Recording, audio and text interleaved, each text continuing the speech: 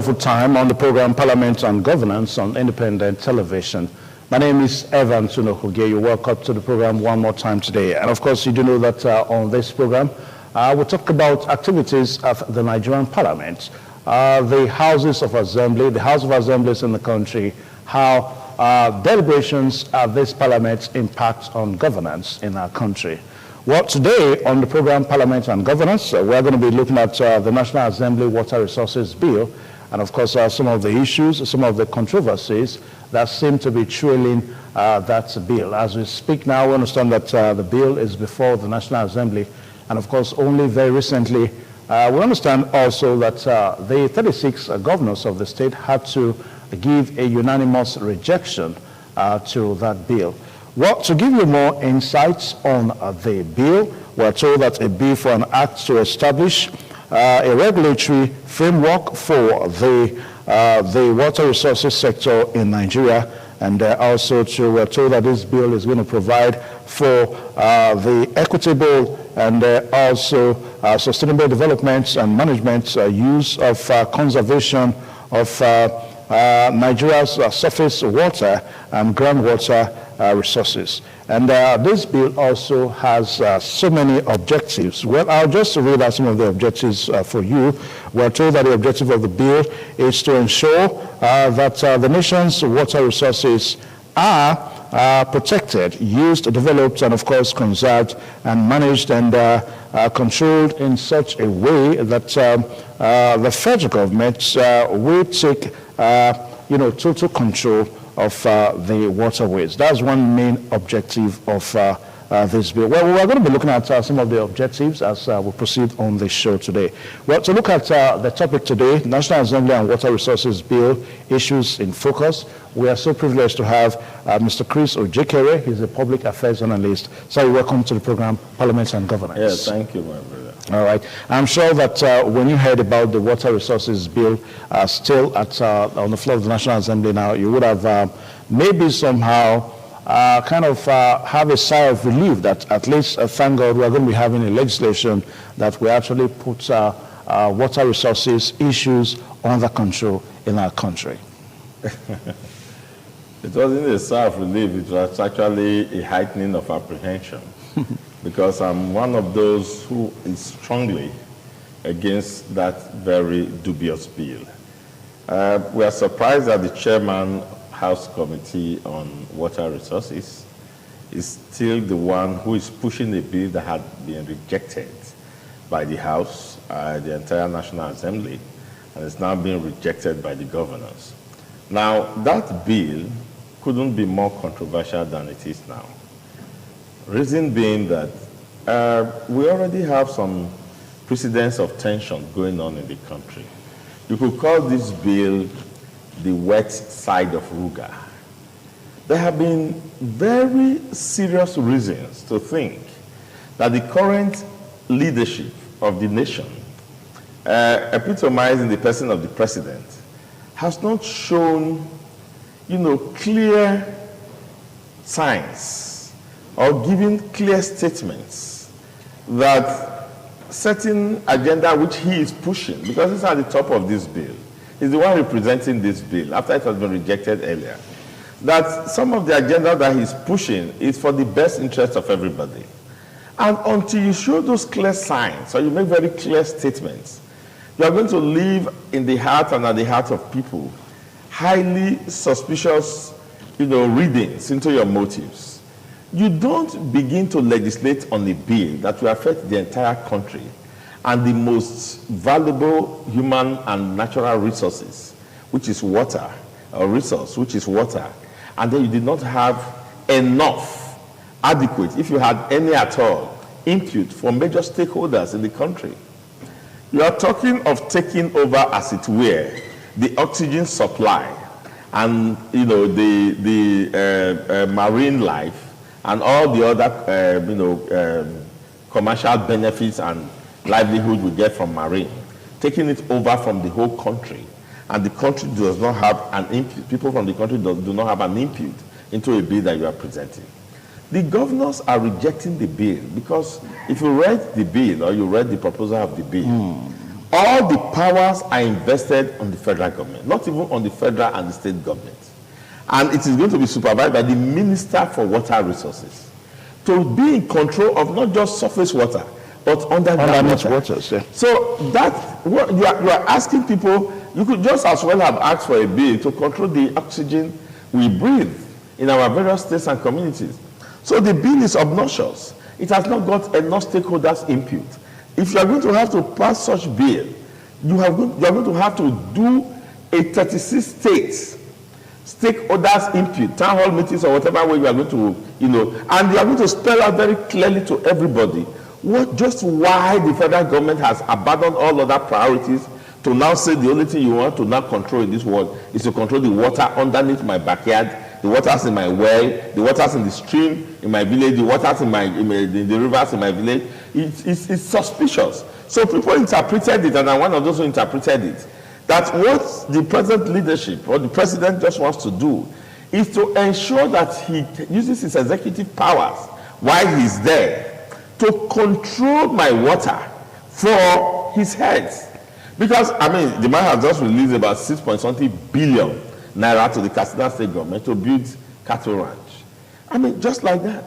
So the intention is absolutely antagonistic to our interests. Okay. We are not properly schooled about it, yeah, and we are not properly educated or carried along about that. Okay, but the issue here, really, because if you look at the water resources itself as a part of us as a people, water resources itself is more or less like a natural resource, just as we have other resources. So this is not the first time that we probably are trying to have a federal government trying to take over a natural resource.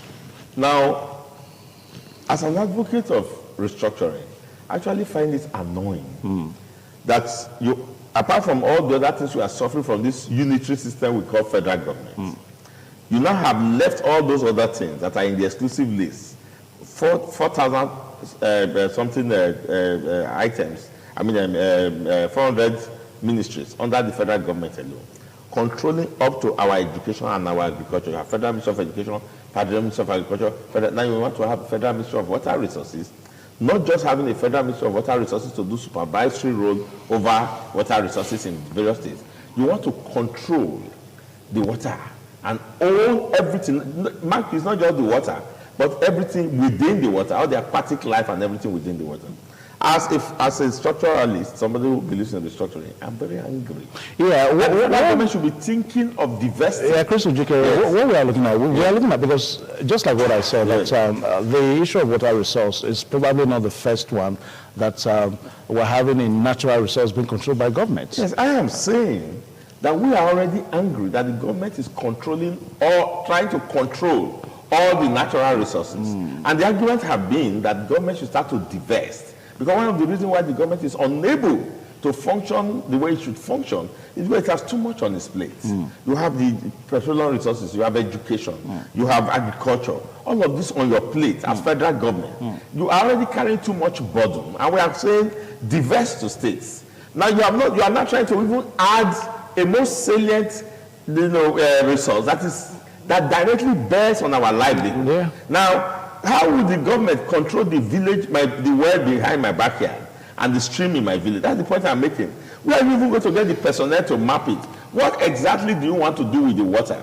The government is not talking about policies and programs of engendering and securing clean water for the people. It's talking about control. And we're saying the federal government should start think of divesting. We want the government to start to take its hand off agriculture. How can you be controlling the water in my village from Abuja? How can you be controlling the crops I plant in my backyard from Abuja under the so-called Federal Ministry of Agriculture? We are already against that. And now you are not trying to add this. So it's ill-conceived. And that is why I say by the time you bring in stakeholders to come and give you their opinions, you discover that you are not serving the interests of anybody. Government policies are meant to serve the interests of the people, and the people have to have a buy into it. You are not serving anybody's interest by wanting to control everything. The federal government is a government that is supposed to be a component, what do you call it now, an amalgam of the component units. And each component unit is supposed to have certain level of autonomy. And that's what we call federalism, and that's federal government. But what we have here is a federal government by name, practicing unitary system. And now the government of Buhari is trying to further tighten that unitary system by wanting to control what after you have controlled every other thing. Okay. We are saying no to it. We may take some of the objectives one more time so that we can begin to actually see how this will benefit the people. Now, it is also very difficult to understand the truth about this whole rejection that the 36 state governors are given to the bill. Well, we understand that some of them are arguing that the bill, it's one of the sponsors of the bill now, talking about the Speaker of the House of Representatives, Femi Gbajabiamila, that he faces a kind of an impeachment, on this bill. Yes. So do you think that is the reason why the 36 governors are actually rejecting it, or rejecting it based on what you're trying to explain now? I think it's what I'm trying to explain more than the impeachment. I mean, that's just a conspiracy theory that, he's facing an impeachment concerning this bill. I think the reason why the governors feel suffocated, that they cannot even control the water in their states.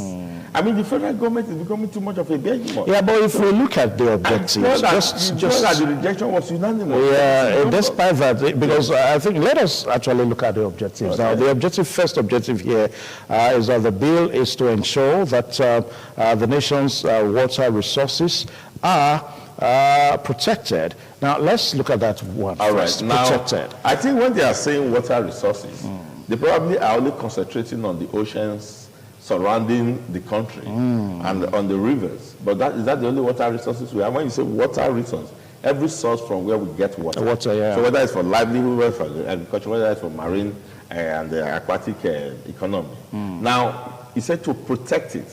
First of all, let's just look at what we have in the land. Let's leave water.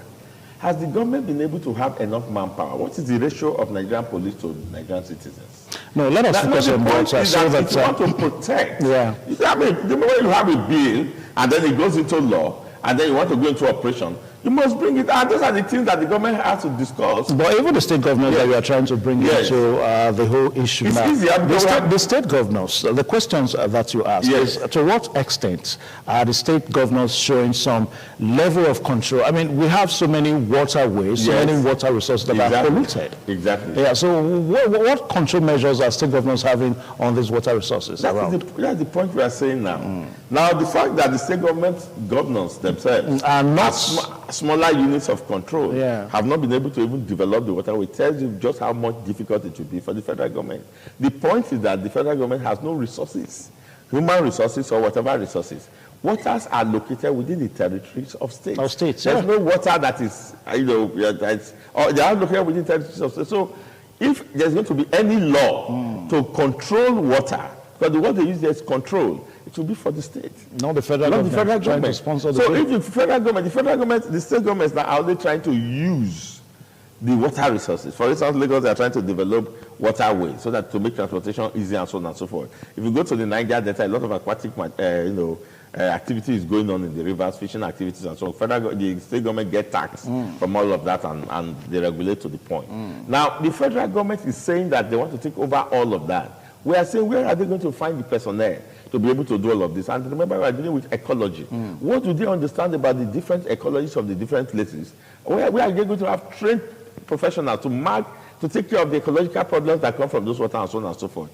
Has the federal government shown any good faith in doing anything about the polluted waters of the Niger Delta? So if the federal government was putting a bill forward to give states tighter control and to hold states more responsible, to the fact that they have to take care of the waters in their states, that's understandable. Not that they should take over the control. Why are they not urging the state government to take over the control? Okay. So you're coming to the state to take the resources from the state government. Some persons also argue that the territorial security of any nation borders on the federal government. Yes. Now, this water we're talking about now, we talked about, oceans and all that a while ago. Now, some of them are also windows that people can come into our country and all that. So if we know this, that our waters are also ways, territorial, there can be some form of territorial security to us and all that. Yes. Do you think state governors can go ahead to want to protect our territorial boundaries in this light? We have a constitution that talks about the exclusive and concurrently. Yeah. But as far as protection and security is concerned, the federal government should protect. Yes, their responsibility. They don't have to take over the water. You don't have to take over every single water resource in the state But to don't you protect think it. one sure way they can do that now is to maybe No, we take already over have the federal waters. government protecting our waterways. That's why you have the Nigerian Navy. That's their job. The Nigerian Navy is protecting our waterways. They're protecting our seas and our oceans. You have water, what do you call them, immigrations, and the waterfronts also checking the filtrations and all of that. Yeah. So that's already a law. It's already operational. The point is that they say they now want to take over the whole water. It's the responsibility of the federal government to provide security for the entire nation. They are not taking over my land now to give me police to protect me in the land in Edo. We have police, like federal police, protecting lands in Edo. But the land belongs to the Edo state government. It belongs to the Edo people and the Edo community. So they can protect, and they are doing that. They don't have to take over. That's what we are saying. Why do you want to take over? What do you want to use it for? Because the water is meant to develop the state. It's not, federal government has no land. It's an amorphous, political concept. All right, a while ago, you were trying to explain that is a way of the federal government trying to bring back Ruga. Yes, this is wet Ruga. Yes. Well, some persons are also of the opinion that the federal government may also want to Islamatize or Fulanize the nation and all that. Yes, because that is why I say when you don't carry people along, you're trying to put a policy forward, you leave room for a lot of conspiracy theories. To come out. And yes, and you have to be blamed for that, because if people don't understand why you have to take a resource as important as water, then they begin to think of a lot of things. Now, for instance, I just gave you the corollary. I said the federal government has given his own state governor 6.something billion to build cattle ranch. Yeah. Now, if the federal government is acting with such attitude of cronyism, of ethnicity, and of such, then people begin to suspect that you also want to colonize our waters for the cattle of Fulani men. So you give room for a lot of conspiracy theories like that. And that is why, if you want to save all of that, you open it up and let people make their contributions and tell you why such bills cannot fly. Okay, now why do you think this water resources bill seems to generate more reactions than maybe, if you like, than necessary now? Because in some other nations of the world, we are told that the federal government takes over the waterways and all that. Yes. So how come it's somehow problematic here? They keep conflicting waterways with taking over the water resources.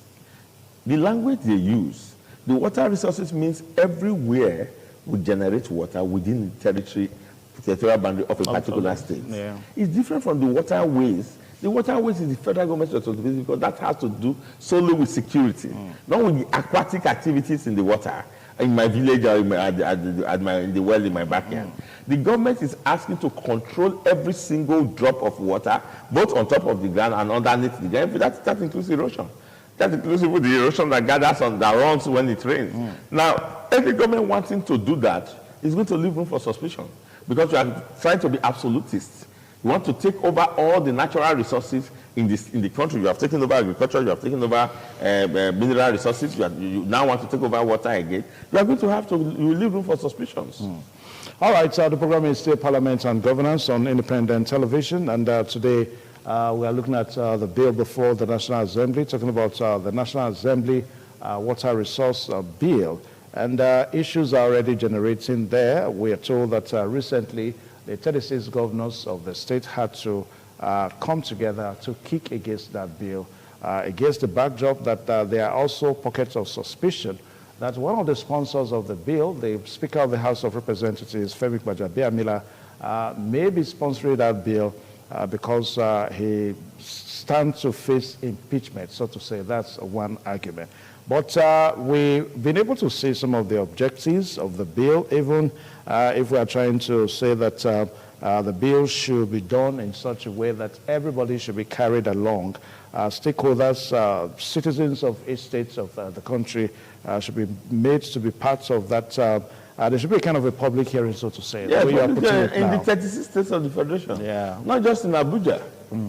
But like what we have here now, that if this water bill is passed into law, it is going to further strengthen public partnership and public ownership of a natural resource.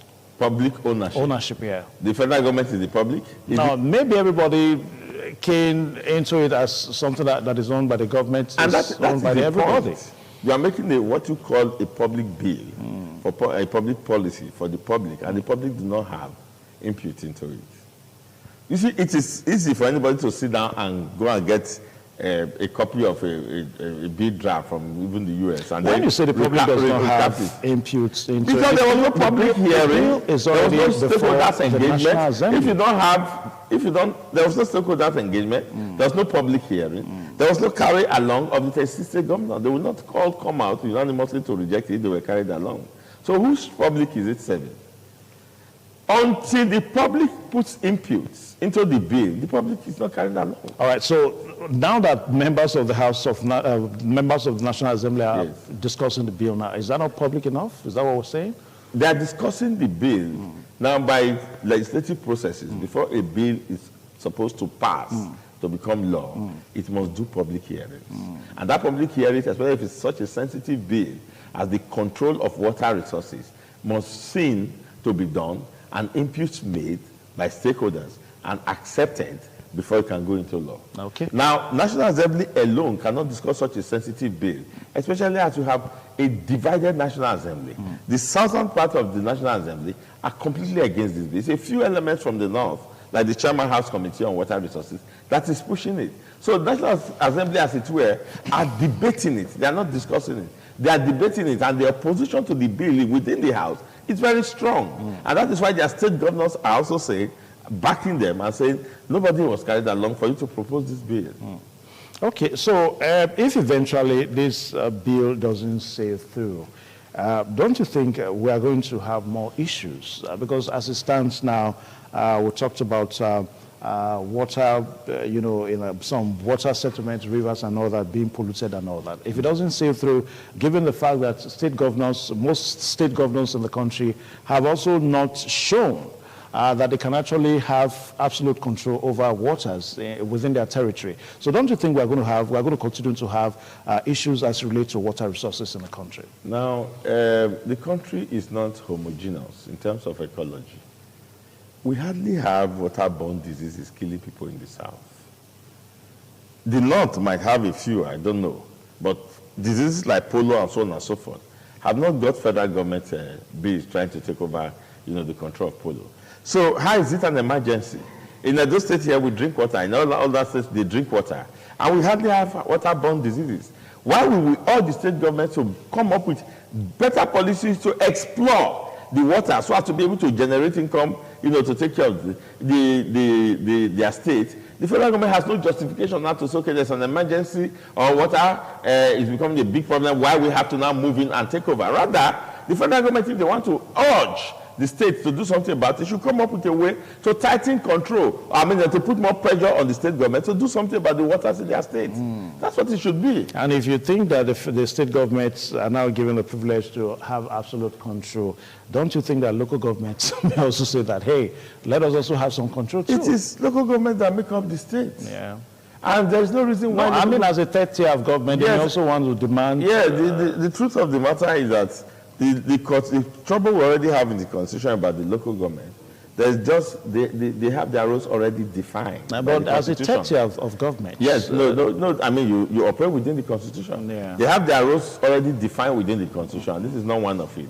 So it's purely under, the state. Because to an extent, there's a law that says that everything you have on the surface of the it's under the state government control. It's what you have underneath is that it's under the federal government control. Now, the state governments already have to an extent this control. They are not pushing it and they are not tightening it. The local government as a tier of government have been given their role in the Constitution, and they're not going to go beyond that, except we amend the Constitution to involve them. Then there will also be public hearing within the states, and then they will agree on that. All right, so that's all time we permit us to take today on the program Parliament and Governance, and we've been talking about the National Assembly, trying to discuss the water resources bill, some issues that are emanating from there, how state governors are rejecting the bill, and how the federal government is also pushing to ensure that that bill becomes a law, so to say, in our country, so that the federal government can have absolute control of our water resources in our country. I want to say a very big thank you to Chris Ojekere, a public affairs analyst, for finding time to come on the show today. Thank you so much. Thank you very much. And of course, the program, Parliament and Governance, is going to return same time the next episode. My name is Evan Sunokoge.